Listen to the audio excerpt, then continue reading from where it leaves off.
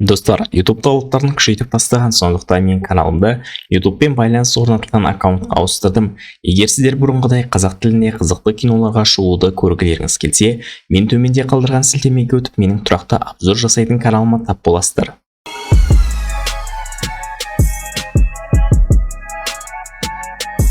Достар, YouTube талаптарын күшейтіп тастаған, сондықтан мен каналымда YouTube-пен байланыс орнатқан аккаунтқа ауыстырдым.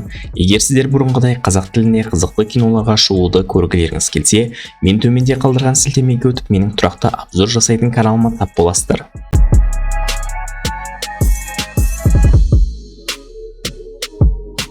Достар, YouTube талаптарын күшейтіп тастаған, сондықтан мен каналымда YouTube-пен байланыс орнатқан аккаунтқа ауыстырдым.